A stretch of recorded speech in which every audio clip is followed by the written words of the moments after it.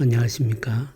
2026년 2월 17일 우리 고유의 명절 설입니다.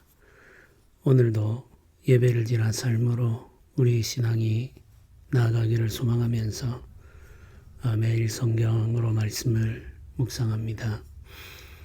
오늘 본문은 요한복음 6장 말씀입니다. 16절부터 29절까지 말씀을 우리 함께 읽겠습니다. 저물매 제자들이 바다에 내려가서 배를 타고 바다를 건너 가버나움으로 가는데 이미 어두웠고 예수는 아직 그들에게 오시지 아니하셨더니 큰 바람이 불어 파도가 일어나더라. 제자들이 노를 저 10여리쯤 가다가 예수께서 바다 위로 걸어 배에 가까이 오심을 보고 두려워하거늘 이르시되 내니 두려워 말라 하신대 이에 기뻐서 배로 영접하니 배는 곧 그들이 가려던 땅에 이르렀더라. 이튿날 바다 건너편에 서 있던 무리가 배 한 척 외에 다른 배가 거기 없는 것과 또 어제 예수께서 제자들과 함께 그 배에 오르지 아니하시고 제자들만 가는 것을 보았더니 그러나 디베랴에서 배들이 주께서 축사하신 후 여럿이 떡 먹던 그곳에 가까이 왔더라. 무리가 거기에 예수도 안 계시고 제자들도 없음을 보고 곧 배들을 타고 예수를 찾으러 가버나움으로 가서 바다 건너편에서 만나 랍비여 언제 여기 오셨나이까 하니 예수께서 대답하여 이르시되 내가 진실로 진실로 너희에게 이르노니 너희가 나를 찾는 것은 표적을 본 까닭이 아니요 떡을 먹고 배부른 까닭이로다. 썩을 양식을 위하여 일하지 말고 영생하도록 있는 양식을 위하여 하라. 이 양식은 인자가 너희에게 주리니 인자는 아버지 하나님께서 인치신 자니라. 그들이 묻되 우리가 어떻게 하여야 하나님의 일을 하오리까? 예수께서 대답하여 이르시되 하나님께서 보내신 이를 믿는 것이 하나님의 일이니라 하시니 아멘. 예수님께서 사람들을 피해 산으로 홀로 들어가 기도하실 때에 해가 저물게 되죠. 예수님은 왕으로 삼으려는 사람들로부터 분리될 필요가 있다고 생각하셨습니다. 우리와는 완전히 다른 방향으로 움직이시죠. 우리는 사람들의 인기와 관심을 원하죠. 갈망합니다. 그게 주어지지 않으면 견디기가 힘들죠. 그래서 할 수만 있으면 우리가 하는 일을 사람들 앞에 전시하고 싶습니다. 그래서 사람들의 주목을 받기를 원하죠. 예수님은 다른 방향으로 움직이십니다. 사람들의 관심을 피하고 사람들이 예수님을 추종하는 것을 기뻐하지 않으셨습니다. 그들을 피해 홀로 산에 들어가 아버지 하나님과 교제하며 아버지 하나님 앞에 자신을 내어놓는 거죠. 아버지 하나님과의 관계가 가장 중요하다는 사실을 예수님은 알고 계셨고 제자들에게도 그 사실을 가르쳐 주고 계시는 거죠. 홀로 산에 들어가 기도하시는 그 모습은 일종의 교육입니다. 제자들은 주님을 보면서 경외감을 느꼈을 거라 생각합니다. 세상 사람들의 관심에 조연한 모습을 보이므로 제자들이 걸어가야 할 길이 어떤 길인지를 알려주고 계시죠. 해가 저물었고 제자들이 바다에 내려가서 배를 타고 가버나움으로 갑니다. 바다 건너편이기 때문에 바다를 가로질러 가야 되죠. 바다를 가로질러 밤에 항해를 하고 있는데 예수님은 그들과 함께 하지 않으셨습니다. 큰 바람이 불고 파도가 일어나죠. 제자들이 힘써 노를 저어 나아가고 있습니다. 제자들 가운데에는 이 바다에 익숙한 어부들이 있었죠. 그들이 이 바다에서 늘 일을 해왔기 때문에 웬만한 바람과 파도는 두려워하지 않죠. 그런데 큰 바람과 파도가 얼마나 위협적인지도 이들은 잘 알고 있습니다. 어부들이 이 큰 바람과 파도가 일어날 때에는 배를 움직이지 않죠. 안전이 가장 중요하다는 사실을 그들은 너무나도 잘 알고 있기 때문입니다. 바다에서 일어나는 큰 바람과 파도는 종종 배를 뒤집어 버리기도 하죠. 어부 출신 제자들이 힘을 다해서 배를 이끌어 움직이고 있을 때 멀리서 바다 위로 걸어오는 분을 보게 됩니다. 제자들은 그 순간 두려움에 휩싸이게 되죠. 사람들은 종종 자신이 알지 못하는 일 혹은 파악하기 어려운 상황을 맞닥뜨리면 두려움을 느낍니다.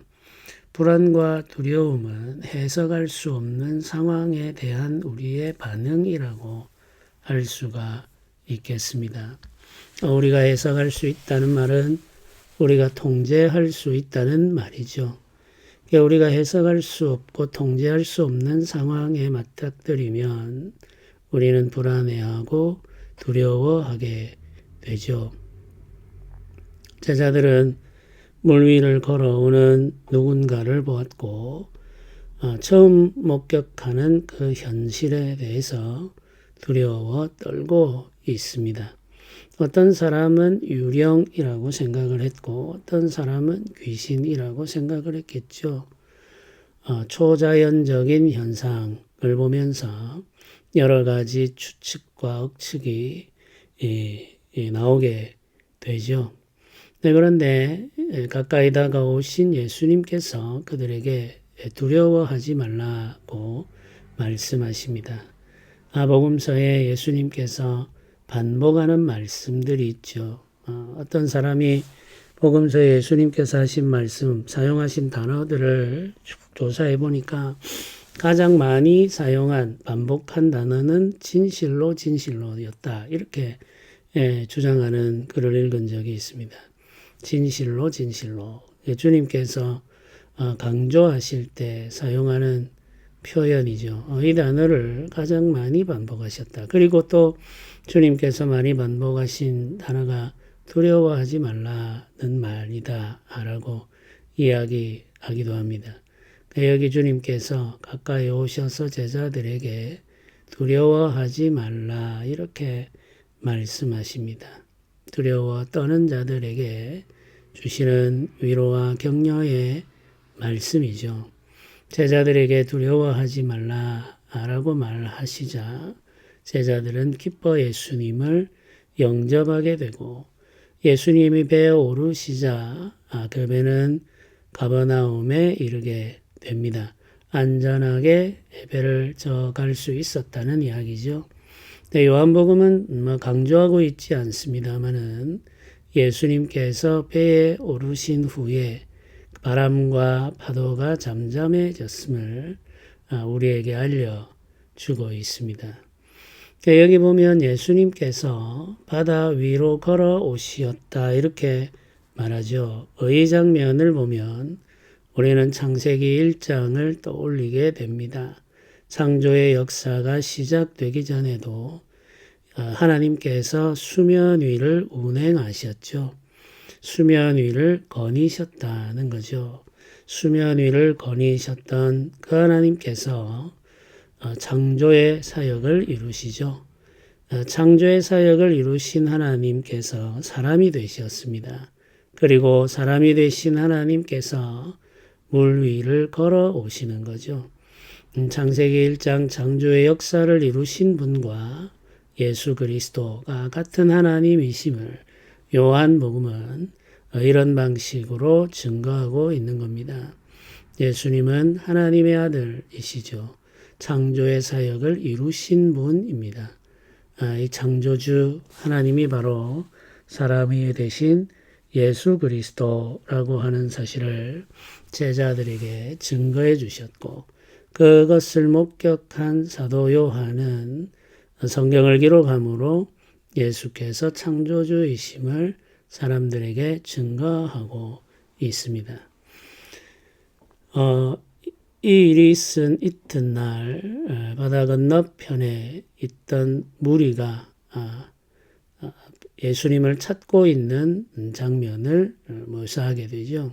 22절부터 이 무리들이 예수님을 따르기 위해서 예수님을 찾아다니는 모습을 보게 됩니다. 예수께서 홀로 산에 올라가 기도하시는 모습을 보았고 제자들이 배를 타고 가버나움으로 가는 것도 보았습니다. 예수께서 기도하는 자리에서 언제 제자들에게 갔는지는 이들이 알지 못하죠. 밤늦은 시간에 주님께서 움직이셨기 때문입니다. 이 사람들이 예수님을 만나기 위해서 가버나움으로 향하게 됩니다. 가버나움에 가서 예수님을 만나게 되는데 그곳에서 예수님을 만나 묻죠. 라삐여 언제 여기 오셨나이까 이렇게 묻습니다. 신비로운 일이라고 생각한 거죠. 이들의 질문에 예수님께서는 직접 답을 하지 않으시고 주님께서 하려고 하시는 가르침을 주시죠. 26절이 예수님의 말씀을 기록하고 있습니다. 예수께서 대답하여 이르시되 내가 진실로 진실로 너희에게 이르노니 너희가 나를 찾는 것은 표적을 본 까닭이 아니요 떡을 먹고 배부른 까닭이로다. 이렇게 말씀을 시작하십니다. 이전에는 이 사람들이 예수님을 찾은 것이 표적을 본 까닭이다라고 이야기하셨죠. 그런데 이번에 이 사람들이 찾는 이유는 표적을 본 까닭이 아니고 떡을 먹고 배부른 까닭이라고 말합니다. 병든 자가 나음을 받고 물이 포도주가 되는 것이 표적이었죠. 이런 표적은 놀랍고 또 신비롭습니다. 소수의 사람들이 고침을 받았고 위로를 받았죠. 그러나 대부분의 사람들은 이런 질병에 의해서 고통받고 있는 것이 아니죠. 많은 사람들이 경험하고 있는 것은 굶주림입니다. 특별히 갈릴리 지역에 살고 있는 사람들은 로마의 황제와 그가 세운 분봉왕인 헤롯 안티파스의 폭력적인 지배와 착취 때문에 긴 세월 동안 가난과 굶주림으로 고통받고 있었습니다. 다수의 사람들이 경험하는 굶주림이 이들을 짓누르고 있는 거죠. 그래서 이들을 배불리 먹여주신 예수님을 보고 이들은 예수님을 왕으로 삼고자 했던 거죠. 그래서 예수님을 계속해서 따라다니고 있는 겁니다. 예수님이 자신들의 왕이 되어주기를 원하는 것이고 아무 대가도 바라지 않고 자신들에게 먹을 것을 배불리 주시는 분을 따라다니고 싶었던 거죠. 살아있는 것 자체만으로도 무거운 세금이 부과되는 나라의 백성입니다. 이 사람들은. 예수님은 아무것도 요구하지 않으면서 풍성하고 배부르게 할 음식을 나누어 주시는 분이니까 사람들이 예수님을 따르는 것은 너무나도 당연한 일이죠.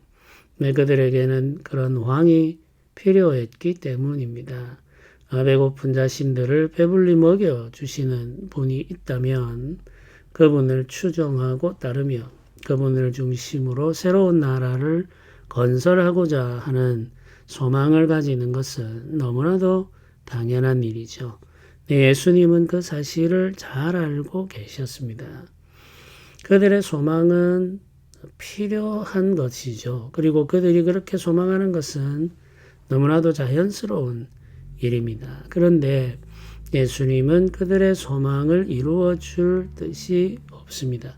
이어지는 가르침을 보면 이렇죠. 썩을 양식을 위하여 일하지 말고 영생하도록 있는 양식을 위하여 하라. 이렇게 말씀하십니다. 우리 육체를 배부르게 하는 배고픔의 고통에서 우리를 건져주시는 그 음식을 썩을 양식 이렇게 표현을 하고 있습니다. 굉장히 부정적인 표현이죠. 마치 우리 육체의 굶주림을 해결하는 그 음식은 아무 가치가 없는 것인 듯한 느낌을 갖게 만듭니다. 그러나 이것은 강조의 표현이죠. 육체의 배고픔을 해결하는 일이 무가치하다. 그렇게 말씀하시는 것은 아닙니다. 이 현실의 문제가 얼마나 중요하고 무거운 것인지 주님도 잘 알고 계셨습니다. 그래서 주님께서 가르쳐 주신 기도에 일용할 양식을 구하는 내용이 포함되어 있는 거죠. 매일의 양식, 매일의 음식이 하늘로부터 내려와야 한다는 사실을 주님께서도 알고 계셨습니다. 그럼에도 불구하고 이 부분에서는 강조하시면서 더 중요한 것이 있다는 것을 알려주시려 하는 거죠. 육체 배고픔은 해결되어야 할 과제가 분명하지만 그 과제는 해결되어도 다시 배고프게 되고 영원히 이 배고픔 속에서 벗어나려고 몸부림치며 살아가는 것이 지금의 인생이죠. 근데 그런 인생은 사실 궁극적인 가치와 의미를 가지지는 못합니다. 근데 우리가 얼마나 많이 먹을 것인가, 혹은 얼마나 좋은 것을 먹을 것인가, 조금 더 나아가면 얼마나 좋은 집에 살 수 있을 것인가, 혹은 얼마나 좋은 옷을 입을 수 있을 것인가, 현대인들에게는 얼마나 좋은 차를 가질 수 있을 것인가로까지 나아가게 되죠. 네, 이런 것을 위해서 우리는 끊임없는 노동에 매여 살아가게 됩니다. 그러나 아무리 많이 먹고 아무리 많이 가져도 우리의 육체의 욕망은 채워지지가 않습니다. 점점 더 좋은 것, 점점 더 많은 것을 갈망하게 되죠. 끝이 없는 거죠. 그래서 주님은 이것을 썩을 음식이라고 표현하고 있는 거죠. 우리가 진정으로 수고하여 얻기를 구해야 하는 것은 우리 육체가 필요로 하는 것이 아니라는 거죠. 그 너머에 있는 것이 있습니다. 그것은 바로 생명을 위한 거죠. 영생하도록 있는 양식이 있다고 말씀하십니다. 우리가 먹기를 원하는 이유도 생명 때문이죠. 그런데 우리 육체의 생명보다 중요한 것이 우리 영혼의 생명이죠. 우리 영의 생명입니다. 우리 영이 영원히 살도록 하는, 심지어는 우리의 영혼과 육체가 영원히 살도록 하는 음식이 있습니다. 이 영생에 이르도록 하는 음식이 있기 때문에 이 영생에 이르도록 하는 음식을 먹고자 하는 소망을 가지고 일해야 한다는 거죠. 이것이 주님께서 무리들에게 알려주시는 교훈입니다. 이 무리들은 지금 배고픔을 해결해 줄 왕을 찾고 있습니다. 예수님이 그런 분이라고 생각하고 있는 거죠. 그러나 예수님은 내가 너희들을 위해서 하려고 하는 일은 지금 당장 배고픔의 문제를 해결해 주는 왕이 되려고 하는 것이 아니라고 말씀하시는 겁니다. 예수 그리스도는 영생을 주려고 오신 분임을 백성들에게 알려주고 계시는 거죠. 나에게 구해야 할 것을 구하라는 이야기입니다. 나에게 구해야 할 것은 영생이라고 알려주셨습니다. 주님은 영생의 주이시죠. 우리가 예수 그리스도에게 일용할 양식을 구합니다. 그러나 그보다 더 간절히 구해야 할 것은 영생이라는 사실을 잊어버리면 안 되겠습니다. 예수님을 믿고 살아가는 우리들이 영의 세계에 눈을 닫아버린 채 육의 세계의 것들만 간구하고 있다면 우리의 신앙이 온전한 자리까지 나아가지 못했다라고 말해야 되겠습니다. 성장이 이루어지지 않은 거죠. 예수님을 믿고 구원받았음에도 불구하고 여전히 이 땅의 것에 대해서만 주님에게 말하고 있다는 것은 우리의 신앙이 여전히 육의 관점에 머물러 있는 것입니다. 영의 눈이 뜨여지지 않은 거죠. 네, 영의 눈이 열리게 되면 우리 영혼의 삶, 우리의 영적 성장, 하나님 나라와 그 나라의 풍성함, 그 나라의 백성으로서 경험하게 되는 영적 부요함을 간구하게 되고 찾게 됩니다. 하나님과 동행하면서 경험하게 되는 위로와 은혜를 갈망하게 되죠.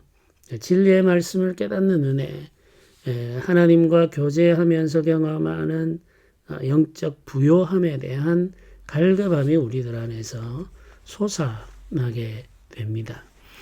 그 은혜가 우리에게 필요하죠. 이 영생하도록 하는 음식은 인자가 준다고 말합니다. 인자는 예수 그리스도이시죠. 예수님께서 이렇게 말씀하시자 사람들이 또 묻습니다. 어떻게 하여야 하나님의 일을 하겠습니까? 어떻게 하면, 무슨 일을 하면 이 영생하도록 하는 음식을 얻을 수 있습니까? 이런 말입니다. 이 당시 유대인들은 무엇을 해야 하는지가 중요했습니다.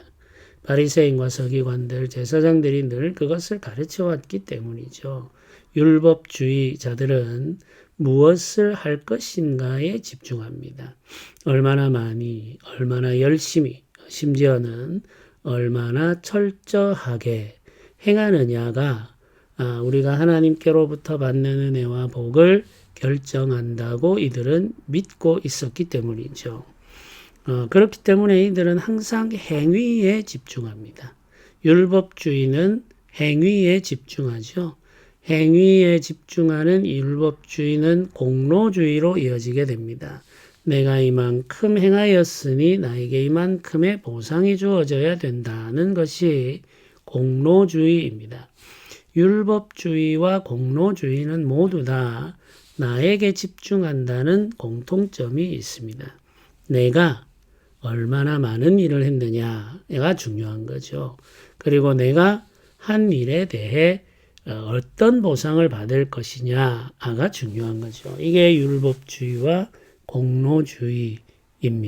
근데 오늘도 복음의 시대를 살고 있고 예수님을 믿고 사는 신자들 중에도 율법주의적인 신앙생활과 공로주의에 물든 신앙생활을 하는 사람들이 많이 있습니다. 율법주의와 공로주의는 나의 행위에 집중한다는 거죠. 내가 이만큼의 일을 했으니 나에게 이만큼의 보상이 주어지고 내가 이렇게 많은 일을 했으니 내가 하나님의 은혜를 받는 것이 당연하다라고 하는 생각. 그게 율법주의와 공로주의입니다. 유대인들이 궁금한 것은 또 그러면 어떻게 무엇을 해야 하느냐, 얼마나 해야 하느냐라고 하는 거죠. 당연한 질문입니다. 그들에게는. 그런데 예수님은 답을 이렇게 하시죠. 하나님께서 보내신 이를 믿는 것이 하나님의 일이니라 이렇게 말합니다. 이 말을 다시 말하면 하나님께서 보내신 이를 믿을 때에 영생하는 양식을 얻을 수 있느니라 이 말이죠. 사람들은 자신의 행위에 대해서 물었습니다. 무엇을 해야 하며 얼마나 해야 하며 심지어 어느 정도 철저히 해야 합니까? 라는 질문이죠. 그 질문에 대해 예수님은 관계에 대해서 말합니다. 예수님을 대하는 우리의 태도, 마음에 대해서 말하죠. 하나님이 보내신 자를 믿는 것, 하나님께서 보내신 자, 그 아들 예수 그리스도를 의지하는 것, 그분과 연결되어 살아가는 것, 그분과 교제하면서 그분 안에 거하는 것이 하나님의 일이며 그분 안에 거하며 그분과 연합되어 살아가는 자만이 영생하도록 하는 음식을 얻을 수 있다고 말씀하고 계십니다. 우리 신앙에 있어서 중요한 것은 관계입니다. 예수님과의 관계이며 함께 예배하는 이웃들과의 관계이죠. 우리가 얼마나 많은 일을 하며 얼마나 그 일을 잘 해내는가 혹은 철저히 해내는가 그것은 1차적인 질문이 아닙니다. 우리의 1차적인 질문은 지금 우리가 예수님과 어떤 관계 속에 살고 있는가? 그리고 우리가 함께 예배하는 이들과 어떤 관계를 맺고 있는가? 그 관계를 통해서 영생이 흘러 들어온다는 사실을 알아야 합니다. 관계가 깨어진 상태에서 이루어지는 많은 일들은 사실은 우리를 고통스럽게 할 뿐이죠. 주님께서 우리에게 주시는 멍에는 그와 같은 것이 아닙니다. 주님이 우리에게 맡겨주시는 짐은 주님과의 깊은 관계 속에서 감당하는 일이죠. 이 사실을 놓치지 않도록 조심해야 되겠습니다. 먼저 관계이고 그 다음이 일입니다. 만약에 우리가 많은 일 때문에 주님과의 관계가 흐트러지거나 많은 일 때문에 이웃들과의 관계가 훼손된다면 잠시 그 일을 내려놓을 필요도 있습니다. 일을 중단하고 관계에 집중하는 거죠. 관계가 회복되지 못한 채 많은 일로 수고하는 것은 우리를 괴롭게 할 뿐이죠. 이 사실을 잊어버리지 않도록 조심해야 되겠습니다. 그래야 우리의 영혼의 풍성함을 누릴 수가 있기 때문이죠.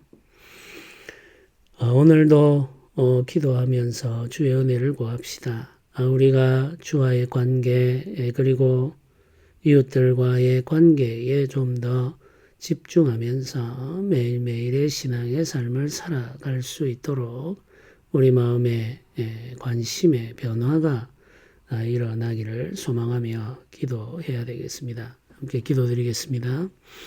은혜로우신 하나님 아버지 감사합니다. 우리가 주의 은혜를 의지하여 삽니다. 주께서 우리에게 베풀어 주시는 그 은혜를 바라고 소망합니다. 주님 오늘도 우리의 마음에 임하여 주시고 우리와 함께 하여 주옵소서. 주의 베풀어 주시는 위로와 은혜 속에서 우리가 주와 동행하기를 원하며 이웃들과 연결되어 예배하기를 원합니다. 주님 우리 가운데 임재하시고 우리를 하나 되게 하심으로 복을 받게 하여 주옵소서. 감사드립니다. 우리 주 예수님의 이름으로 기도드립니다. 아멘.